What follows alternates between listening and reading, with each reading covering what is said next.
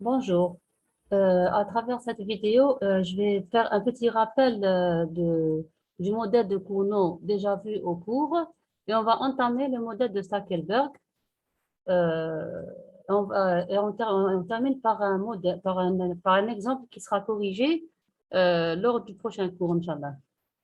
Je vous ai expliqué dans le cours que l'oligopole est structuré par l'interdépendance des actions des différents producteurs ou firmes sur un marché. Il s'agit en fait de stratégies différentes appliquées soit sur le prix ou sur la quantité offerte ou bien quantité produite. On a vu, Danick, aussi que ces stratégies diffèrent entre l'affrontement et l'entente. En ce qui concerne l'affrontement, nous avons quelques modèles où l'ajustement, déjà, comme je viens d'expliquer, l'ajustement se fait par la quantité, comme dans le modèle de Cournot et celui de Stackelberg. Il y a aussi un autre modèle de Bowling. En fait, on ne va pas l'entamer, mais on va essayer de le faire dans l'exemple, Inch'Allah. D'accord. Et aussi, il y a aussi l'ajustement par les prix, comme dans le modèle de Bertrand. Tandis que l'entente se résume essentiellement sur les cartels. On va les voir ensemble après, Inch'Allah. Dans le modèle de Cournot, nous avons vu que le comportement, par hypothèse, nous avons vu que le comportement est similaire par les deux producteurs. C'est un comportement il est dit de satellite. Ça veut dire que où chaque firme adapte sa production selon l'offre de son concurrent. Donc, il n'y a pas, en fait, c'est un truc, c'est une stratégie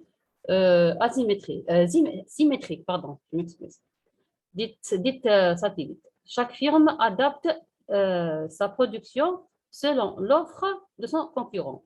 Nous avons vu ça algébriquement et à l'équilibre, nous avons constaté que les quantités produites qui maximisent le profit de chaque firme sont les mêmes.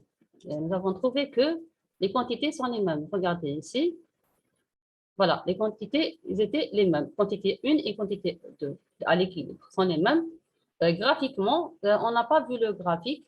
Maintenant, je vais essayer de vous expliquer le graphique un petit peu rapidement. Les deux droites, ici dans le graphique, représentent les fonctions de réaction des deux firmes.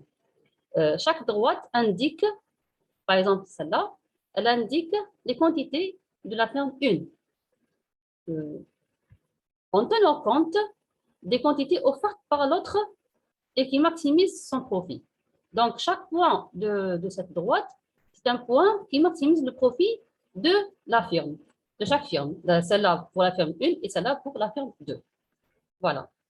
Donc, si la firme 1, on va faire ici, la firme 1 commence à offrir une quantité Q1, celle-là, ici. On va dire que là, elle s'est comportée comme en monopole, en supposant que l'autre n'a rien offert. D'accord. Donc, la quantité 2 est égale à 0 pour la firme 1. Quantité est égale à 0. Donc, elle va produire, pour elle va produire toute la quantité sur le marché. Donc, la quantité 1, ici, à ce niveau-là, la firme 2 va réagir en offrant la quantité Q2. Ici, voilà, regardez ici, on monte ici et on trouve la quantité Q2. Ça, c'est une réaction. D'accord. Donc, le point, ce point-là, il illustre la réaction du deuxième firme.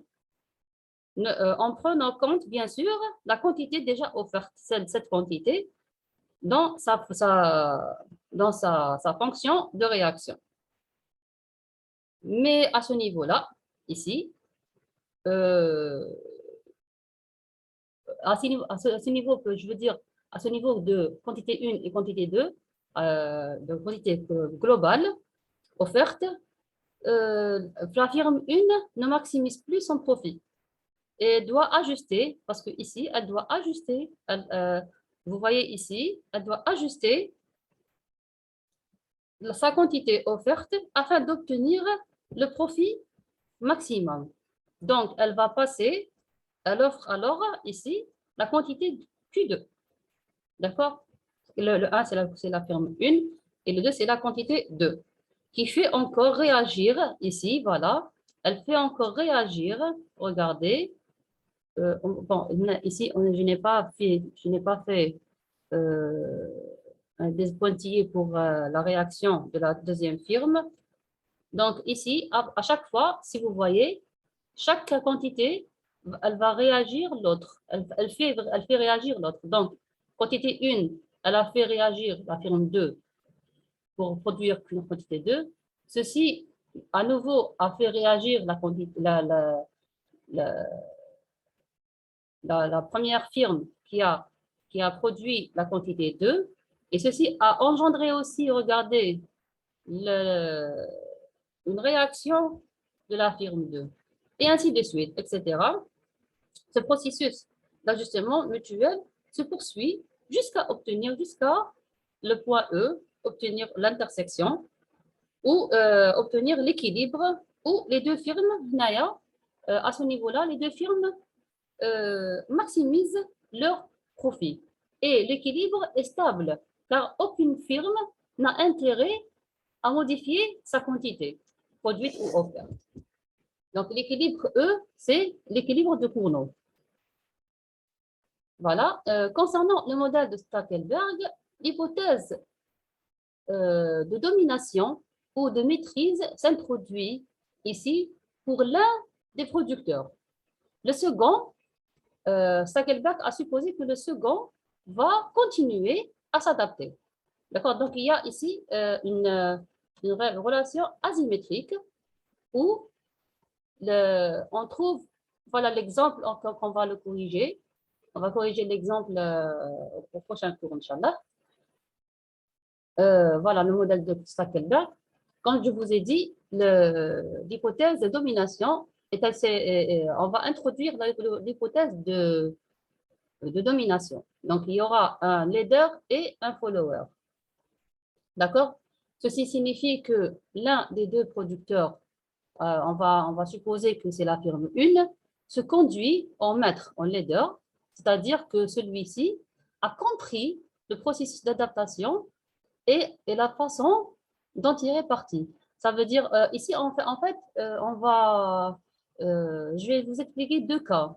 Il y a un cas où le premier, par exemple, euh, la firme 1 est en situation, elle est seule, elle était seule dans le marché. Donc, elle était en situation de monopole. Elle va voir rentrer d'autres concurrents qui vont automatiquement la suivre. Et de ce fait, elle doit modifier ou ajuster sa quantité produite en tenant compte des productions de ses concurrents. Là, la deuxième suggestion, ou bien la deuxième option, les deux firmes existent déjà sur le marché et que la firme 1 veut dominer. Par exemple, on va dire que les deux firmes avaient le même comportement. Par la suite, la firme 1 s'est informée de la réaction de la firme 2 et elle veut dominer son concurrent après avoir bien sûr déterminé sa fonction de réaction. En fait, ici, je souligne un détail important, c'est que la firme 1, elle détermine la fonction de réaction et non pas la quantité produite. Comme on a vu dans l'équilibre de Cournot, chaque firme réagit selon la production déjà faite par l'autre. Mais ici, la firme qui domine, qui veut dominer, elle introduit la réaction, la fonction de réaction de l'autre. D'accord? C'est ça le modèle, le détail le plus important. On va le voir mathématiquement juste après. Donc ici, la firme 1 va anticiper ou prévoir la réaction de la firme 2 parce qu'elle connaît déjà sa réaction, sa fonction de réaction plutôt.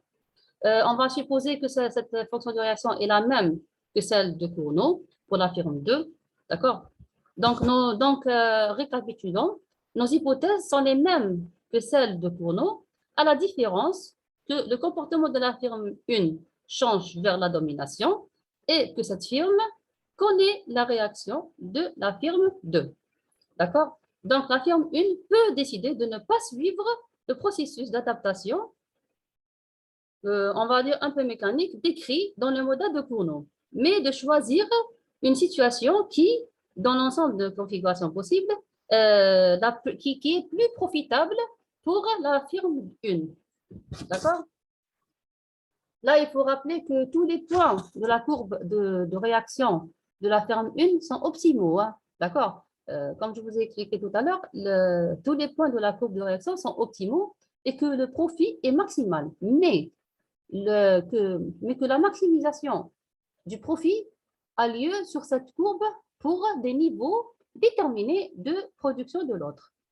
En tous les points de la courbe, le niveau de produit n'est donc pas le même. D'accord?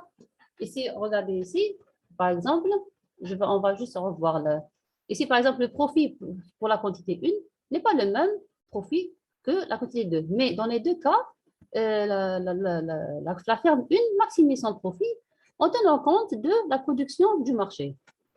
Ça veut dire en tenant compte de la production de la firme 2. D'accord?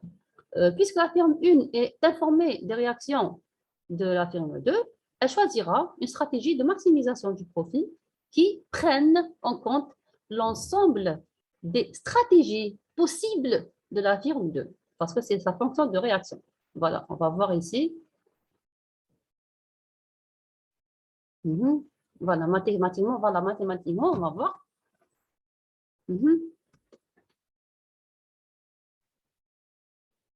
Voilà, donc ici, voilà la fonction de réaction de la firme 2 selon le modèle de Cournot. La fonction de profit de la firme 2 devient P1 est égal P fois Q1. Bon, ici, on a gardé l'hypothèse de coût nul, mais dans l'exemple, en fait, dans l'exemple, le coût existe, hein, d'accord?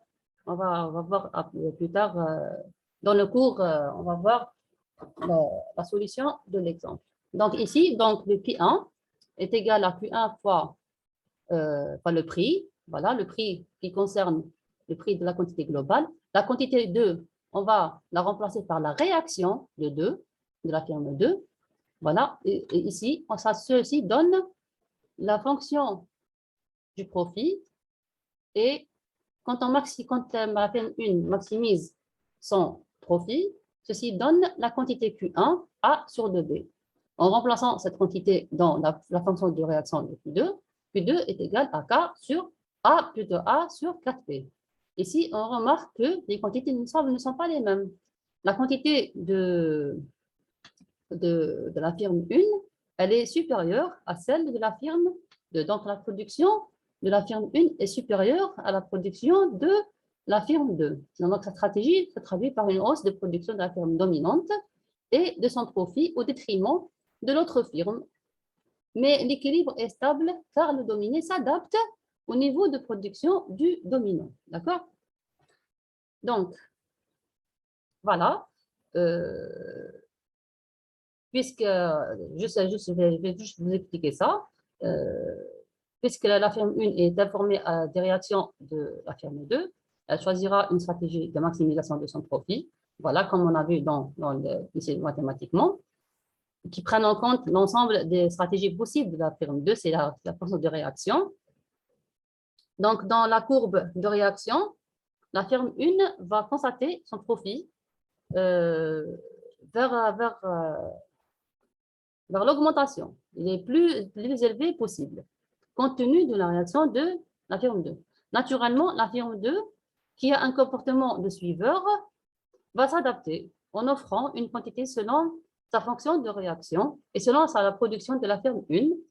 Et ici, il n'y aura pas de processus d'ajustement, en fait, puisque la firme 1 a déjà fixé sa production au niveau lui permettant de maximiser son profit. C'est ça la différence en fait entre le Stackelberg et Cournot. En fait, c'est à l'équilibre. Une fois la firme 1 fixe sa quantité qui est Q1 A sur 2B, Ça, on va dire que ça, c'est le point d'équilibre parce que c'est la maximisation du profit. Et la deuxième firme, elle va suivre l'autre pour garder un équilibre stable et durable. Durable parce qu'il n'y aura pas d'autres ajustements puisque la firme 1 a déjà fixé sa production. Donc, la position sur le graphique représente donc une position d'équilibre durable et bien sûr stable. Voilà.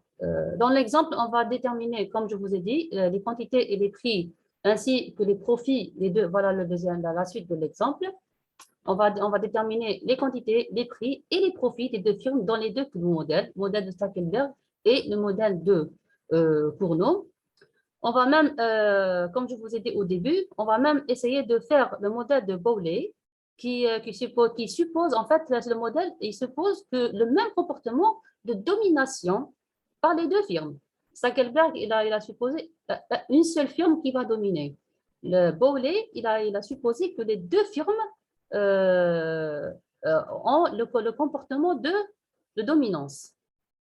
D'accord? Et on va remarquer, on va comparer les résultats et on va remarquer que dans le modèle de Bowley, ce comportement de domination par les deux firmes va engendrer des pertes pour les deux firmes par rapport aux deux premiers modèles. D'accord? Donc, je vous demande d'essayer de faire ces exemples et on va les corriger le prochain cours, Inch'Allah. D'accord? Merci beaucoup. Au revoir.